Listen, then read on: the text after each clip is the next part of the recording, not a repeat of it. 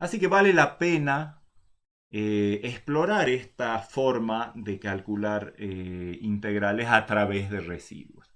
Y uno dice, bueno, perfecto, para calcular una integral tengo que calcular un residuo de la función integrando en alguna singularidad aislada. ¿Cómo hago eso?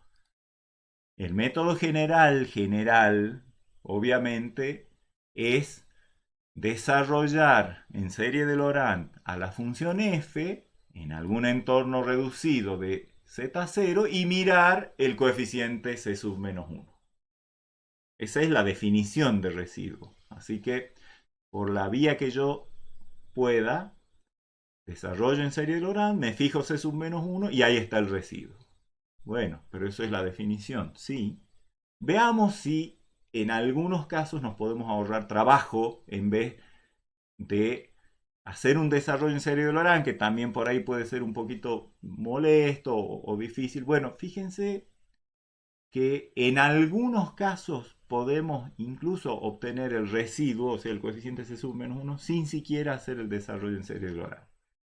Veamos qué métodos tenemos. En principio, ¿qué pasa si Z0? ¿Cómo hago para obtener el residuo entonces de f en Z0?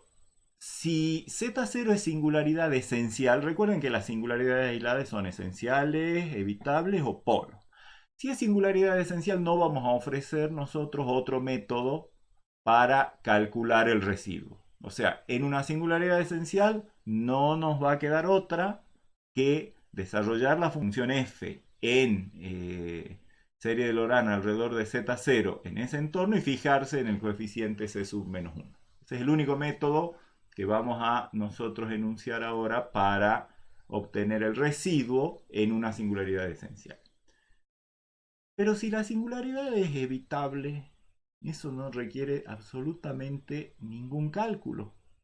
Porque en las singularidades evitables todos los coeficientes que correspondían a potencias negativas de z menos z0 eran 0. O sea, en particular, el c sub menos 1 valía 0. O sea que el residuo en las singularidades evitables, cuando una función f tiene en z0 una singularidad evitable, el residuo de f en z0 vale 0, sin necesidad de hacer ningún cálculo. ¿Qué caso falta si z0 es un polo? Bueno, si Z0 es un polo, hay métodos alternativos. Sigue siendo siempre válido desarrollar la función en serie de Laurent en ese entorno y ver el C sub menos 1. Pero vamos a ver métodos alternativos que, como decía hace un rato, nos van a permitir obtener el residuo sin necesidad siquiera de hacer un desarrollo en serie. Primero veamos el caso más fácil. Cuando la singularidad z0, yo quiero calcular el residuo de una función f en una singularidad aislada z0 cuando la singularidad z0 es un polo simple. Fíjense la fórmula, que es bastante fácil, para calcular el residuo de una función f en una singularidad que es del tipo polo simple. Si z0 es un polo simple de una función, el residuo de la función en z0 vale lo siguiente.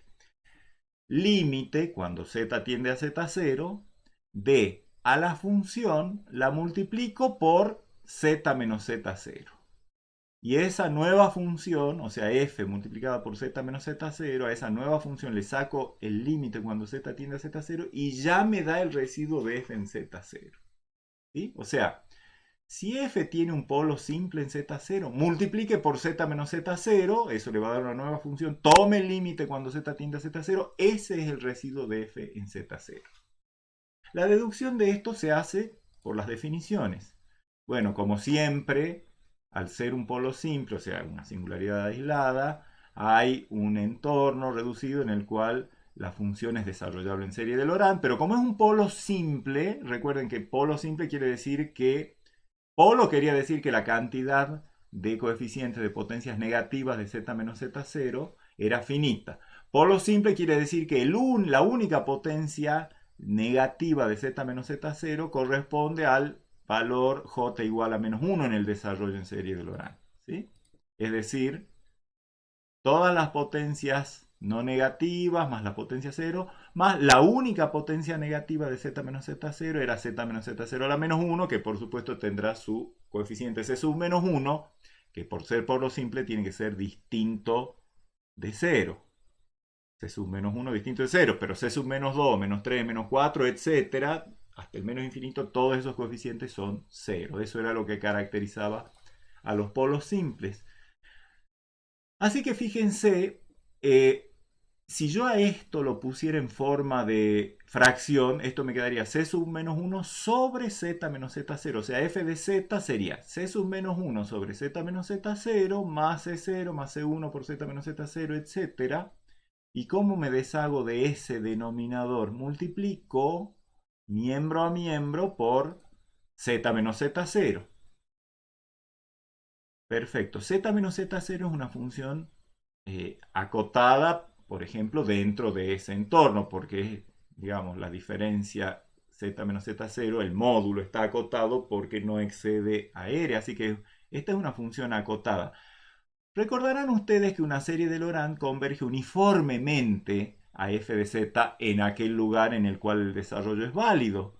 Y como tengo esa convergencia uniforme, al multiplicar todo esto por z menos z0 por esta suma infinita, se puede hacer la propiedad distributiva infinita. Recuerden una de las propiedades de la convergencia uniforme. Así que me va a quedar c sub menos 1 más c sub 0 por z menos z0 más c sub 1 por z menos z0 al cuadrado, etc.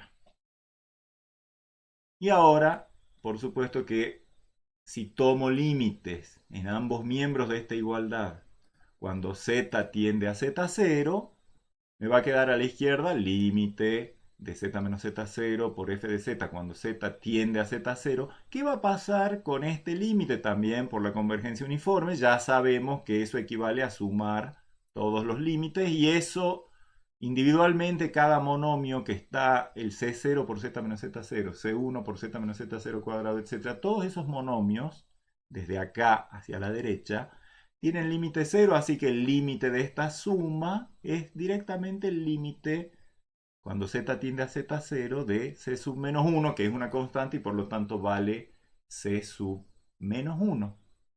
Así que c sub menos 1, o sea, el residuo de f en z0, es igual al límite cuando z tiende a z0 de z menos z0 por f de z conforme a lo que queríamos probar.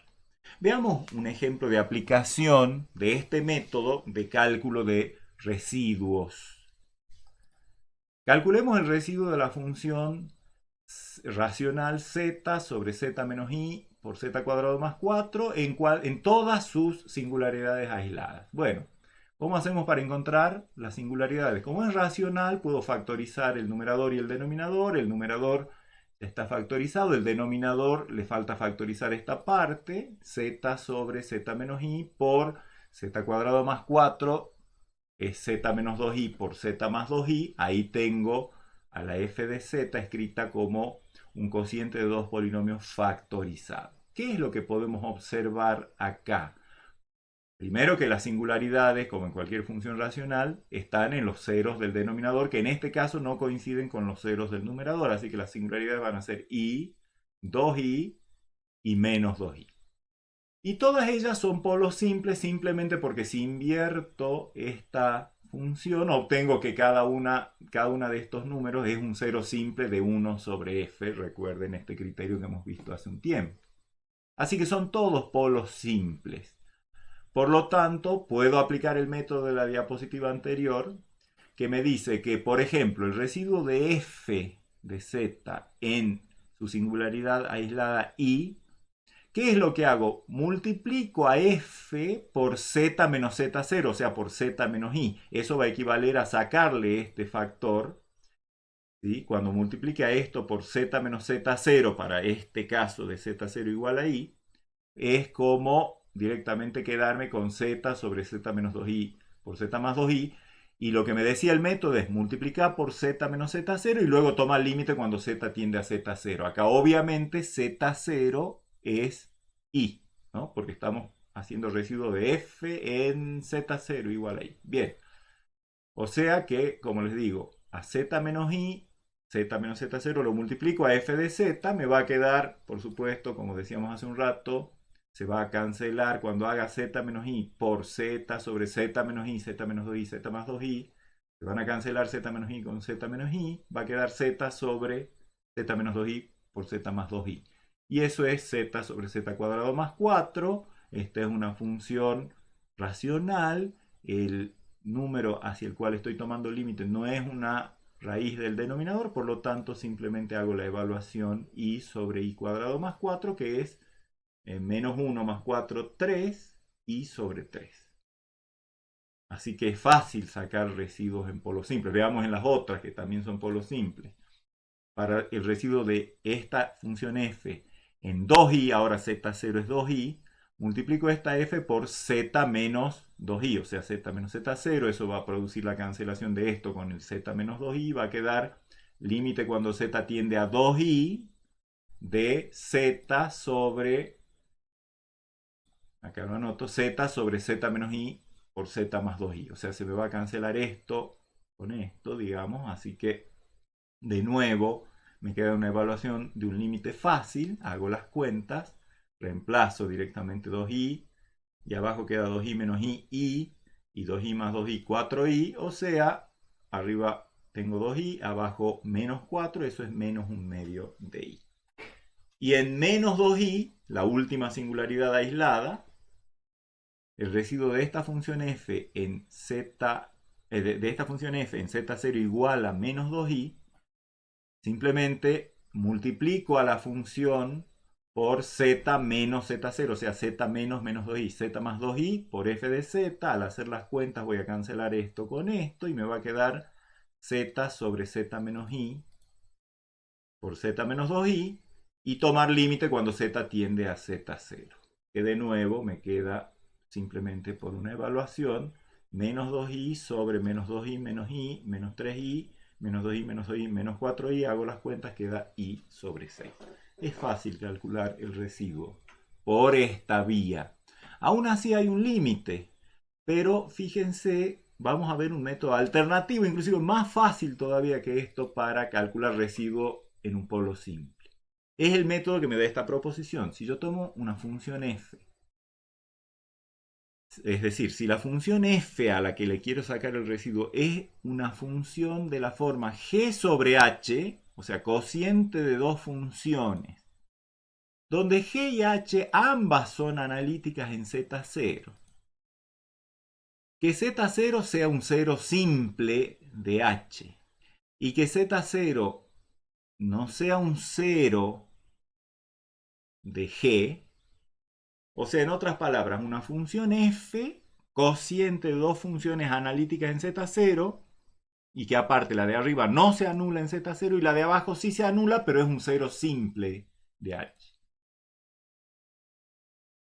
Fíjense que bajo esas condiciones ustedes se podrían estar imaginando que z0 es un polo simple de f, porque al invertirla, la 1 sobre f va a ser h sobre g, y como es un cero simple de h y no anula a g, es un cero simple de h sobre g. O sea, es un cero simple de 1 sobre f, y por lo tanto es un polo simple de f. Por lo tanto va a valer lo que dijimos hace un rato.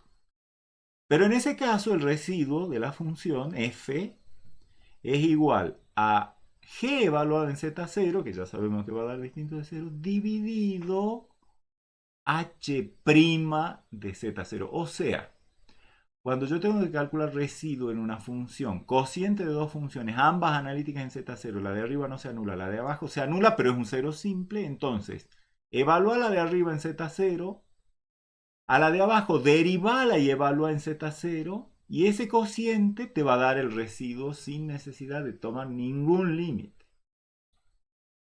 ¿Cómo demostramos que esto es cierto? Bueno, recuerden que z0 es un polo simple de f. Así que si a f yo lo multiplico por z menos z0 y tomo el límite cuando z tiende a z0, eso me va a dar el residuo. Pero ahora vamos a ver cómo traducimos eso gracias a la forma que tiene la f. Como h es analítica en z0 y z0 es un cero simple de h, quiere decir, recuerden caracterización de los ceros y de los simples particularmente, hay un entorno en el cual h de z se puede expresar como z menos z0 por lambda de z, donde esa función lambda es analítica en z0 y evaluada en z0 es distinta de 0. Esta es la deducción, digamos, la forma que sabíamos que tenía toda función que tiene un cero simple en z0. Así que fíjense que para todo ese, o sea que a h ya la tenemos, miren, factorizada. Y eso quiere decir que para cualquier z en el entorno, h', ¿cuánto va a valer? Y bueno, derivemos. Esto es la derivada de un producto. Sería la derivada del primero, que sería 1 por el segundo sin derivar, lambda de z, más el primero sin derivar por el segundo derivado. ¿Y qué pasa en particular con eso? Vale para todo z en el entorno, ya en todo el entorno.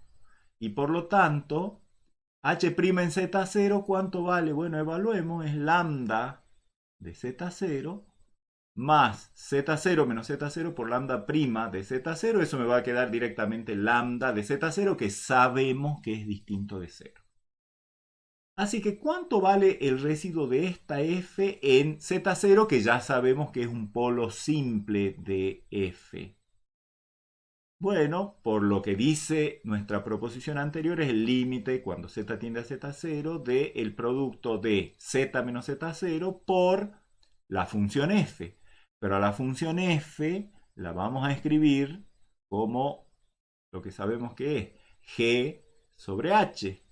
G sobre h, pero encima h ya sabemos que es z menos z0 por esa función lambda de z.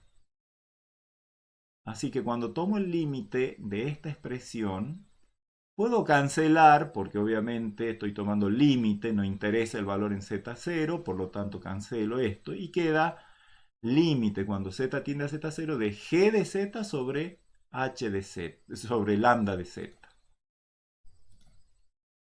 ¿De acuerdo? ¿Y ese límite cómo se calcula? Bueno, es el límite de un cociente, las dos funciones son analíticas en z0, por lo tanto continuas en z0, y por lo tanto el cociente va a ser continuo y por lo tanto directamente se obtiene como g sobre lambda evaluadas en z0, porque esta es una función continua ya que es un cociente entre dos funciones continuas con la de abajo no valiendo 0 en z0. Y esto termina siendo g de z0 sobre lambda, que sabemos que es h' de z0. O sea que miren, el residuo de f en z0 es el de arriba, cuando f tiene la forma de este cociente y z0 es un polo simple de f, entonces evalúa el numerador en z0 y al denominador lo derivás y lo evalúas en z0 y haces el cociente y ya tenés el residuo. Rapidísimo. Fíjense, con el mismo ejemplo que teníamos hace un rato, calculemos el residuo de la función f dada por z sobre z menos i, z cuadrado más 4 en todas las singularidades aisladas que ya sabemos que son i, 2i y menos 2i. Vamos a escribir a z de la forma, voy a preferir acá, fíjense, expandir el denominador, va a quedar, si hago las cuentas, z cubo menos i por z cuadrado más 4z menos i por z cuadrado, menos, perdón, i por 4, o sea, menos 4 por i. Ahí está el numerador de f y el denominador de f expandidos. Para que quede clarito, ¿quién puedo tomar como g y como h para la aplicación de la proposición que acabamos de ver? G, z. Y h, z cubo menos i z cuadrado más 4z menos 4i. Son dos funciones que son polinomios, por lo tanto son analíticas en todo el plano. Los ceros de h son, por supuesto, para mirar los ceros de h, yo sé que h es esto, lo voy a mirar acá, son i, 2i y menos 2i. Y son todos ceros simples, justamente, digamos, por cualquiera de los criterios que yo aplique, voy a encontrar que estos son ceros simples de h. Entonces G y H son ambas analíticas en esos tres números, porque son analíticas en todo el plano. Así que quiere decir que puedo aplicar el método que me da la diapositiva anterior, la proposición, para lo cual tengo que obtener h' en z0, que son cada uno de estos tres valores. Entonces primero obtengamos h' de z, que son, la derivada es 3z cuadrado menos 2iz más 4, este término desaparece en la derivada. Y entonces, ¿cuánto vale el residuo de esta f en i, la primera de las singularidades aisladas? Bueno, al numerador evalúalo en i, a g evalúalo en i, y a h derivalo y evalúalo en i. Y bueno, ya tengo g de i es i, y h de i es, h' de i, perdón, es 3 por i cuadrado menos 2i por i, o sea, menos 2i cuadrado, más 4, que si hago las cuentas eso me da i sobre 3, como me daba el método de los límites que apliqué hace un rato. Esta es la misma función que ya analizamos, nada más que ahora la estamos viendo con este otro método. ¿Cómo hago para el residuo de f en 2i? Que es la otra singularidad aislada. De más está decirles que no tiene sentido calcular residuo en algo que no sea una singularidad aislada, ¿no? 2i sí es una singularidad aislada de f porque es un 0 del numerador y no del denominador de f y no del numerador. Entonces el residuo vale g en 2i sobre h' en 2i. Hago las cuentas. 2i sobre 12i cuadrado menos 4i cuadrado más 4 es esto evaluado en 2i. Hago las cuentas y me da menos i sobre 2. Y en menos 2i sería g de menos 2i sobre h' en menos 2i. Hago las cuentas, bueno, y da i sobre 6, por supuesto obtengo los tres mismos valores.